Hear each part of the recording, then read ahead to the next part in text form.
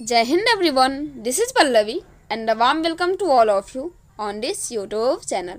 और फ्रेंड्स, आज के इस सेशन में हम सभी चर्चा करने वाले हैं सैयद वंश और बिहार और लोदी वंश और बिहार। ओके, तो आज के इस सेशन में हम सभी सैयद वंश और लोदी वंश दोनों को कवर करेंगे, क्योंकि बिहार के पॉइंट ऑफ व्यू से इसमें ज़्यादा फैक्ट्स नहीं है। ओके, तो इसी कारण से आज के इस सेशन में हम दोनों को कवर करने वाले हैं। जैसा कि आपको पता है कि हम टू द पॉइंट बातें करते हैं, ज़्यादा टाइम इधर उधर वेस्ट नहीं करना, और जितना टाइम आप शॉर्ट्स और रील्स में देते हैं उतना टाइम यदि आप मेरी वीडियोस को दे देते हैं तो आपको जो इतिहास है उसके बारे में अच्छी नॉलेज हो जाएगी। ओके, आप जानते हैं कि जो सैयद वंश है, ओके, सैयद वंश की जो संस्थापक है वो कौन थे? तो सैयद वंश के जो संस्थापक है उनका नाम है खिज़्र खां। और इसकी स्थापना कब हुई थी? तो 1414 में। कब हुई थी? 1414 में। ओके, इसमें हम सभी देखेंगे। ओके, यहाँ मिसटाइप हो गया, आप इसको सही कर लेंगे। 1414 से लेकर के 1451। ओके, आप इसको ठीक से लिख लेंगे। ओके, तो चलिए 1414 में जो है इसकी स्थापना हुई थी। किसकी स्थापना हुई थी? सैयद वंश की स्थापना हुई थी। किसके द्वारा? तो खिज़्र खां के द्वारा। किसके द्वारा? खिज़्र खां के द्वारा 1414 ईस्वी में सैयद वंश की स्थापना हुई थी। लेकिन इस वंश के शासनकाल में शासकों की जो स्थिति है वो ज़्यादा मजबूत नहीं रही थी, इसीलिए बिहार के पॉइंट ऑफ व्यू से इसका उल्लेख कहीं नहीं मिलता है। इसीलिए इस वंश के बारे में हम ज़्यादा नहीं पढ़ेंगे। बस आपको ये पढ़ना है कि सैयद वंश की जो स्थापना है कब हुई थी? तो 1414 में। किसके द्वारा? तो खिज़्र खां के द्वारा हुई थी। और बिहार के क्षेत्र में इसके बारे में कोई ज़्यादा नॉलेज नहीं है, तो इसका उल्लेख भी बिहार के क्षेत्र में नहीं मिलता है।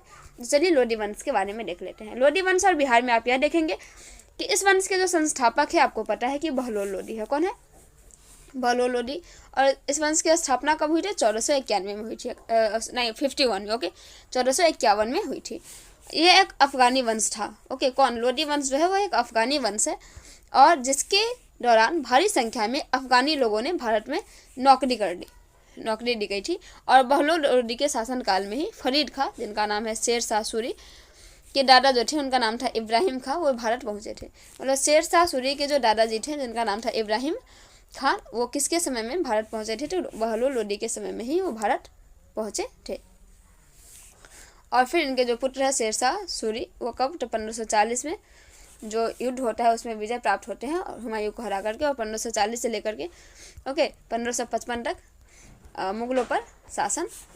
मुगलों के स्थान पर शासन करते हैं सूर्यवंश की स्थापना करके। ओके, अब इसको भी ध्यान में रखेंगे।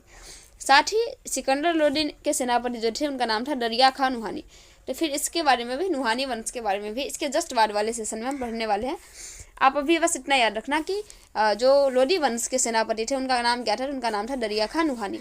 उनको जौनपुर भेजा गया था। किसके द्वारा? तो सिकंदर लोदी ने सेनापति को जौनपुर भेजा था। जौनपुर में सरकी वंश के शासक जो थे जिनका नाम था हुसैन शाह सरकी, इन्होंने दरिया खां नुहानी को पराजित किया था, और इस प्रकार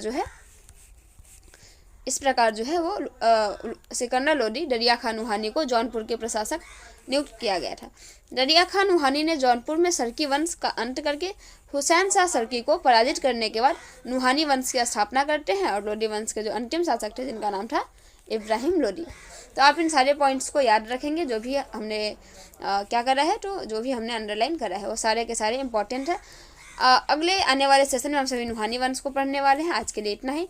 तब तक आप सभी अपना ध्यान रखेंगे। हमारे साथ अंत तक बने रहने के लिए आप सबों का बहुत बहुत धन्यवाद। Thank you so much for watching this video till and. Thank you very much. जय हिंद।